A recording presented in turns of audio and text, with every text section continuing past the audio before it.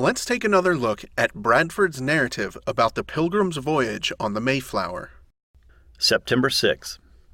After they had enjoyed fair winds and weather for a season, they were encountered many times with crosswinds, and met with many fierce storms, with which the ship was shroudly shaken, and her upper works made very leaky.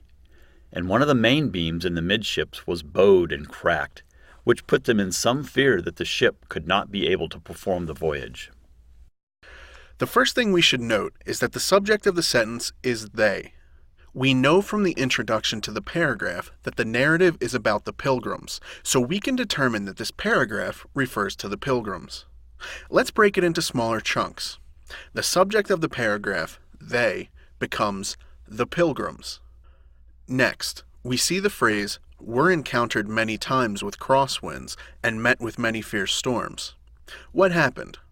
The Pilgrims experienced storms with which the ship was shroudly shaken and her upper works made very leaky that damaged the ship, that is, the Mayflower. Let's continue reading Bradford's narrative. So some of the chief of the company, perceiving the mariners to fear the sufficiency of the ship, as appeared by their mutterings, they entered into serious consultation with the master and other officers of the ship, to consider in time of the danger, and rather to return then to cast themselves into a desperate and inevitable peril. And truly there was great distraction and difference of opinion among the mariners themselves. Fain would they do what could be done for their wages' sake, being now half the seas over, and on the other hand they were loath to hazard their lives too desperately. Bradford continues to describe the dangerous situation in which the Pilgrims aboard the Mayflower found themselves. If we break apart the sentences, we can see that the men in charge were engaged in serious consultation to consider the danger.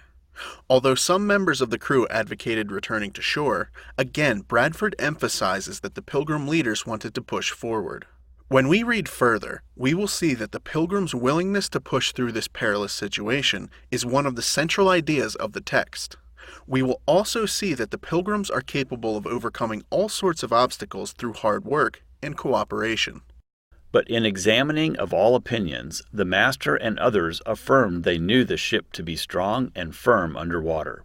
And for the buckling of the main beam, there was a great iron screw the passengers brought out of Holland, which would raise the beam into his place.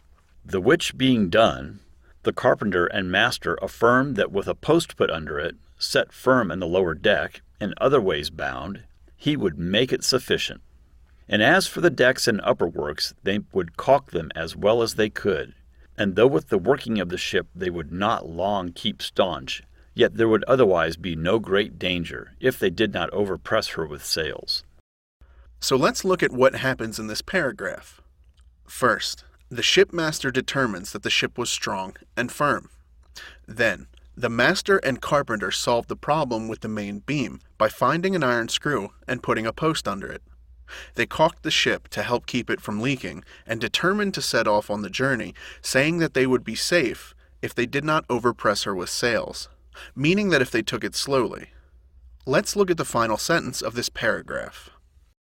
So they committed themselves to the will of God and resolved to proceed. In this sentence, we see the Pilgrims' unshakable faith that God will provide. After reading these paragraphs, you should be able to determine two central ideas. 1. The Pilgrims faced great peril on their journey to the New World. 2. The Pilgrims overcame obstacles through hard work and cooperation. These ideas, along with the idea that the Pilgrims put their trust in God to deliver them to safety, are repeated throughout Bradford's narrative.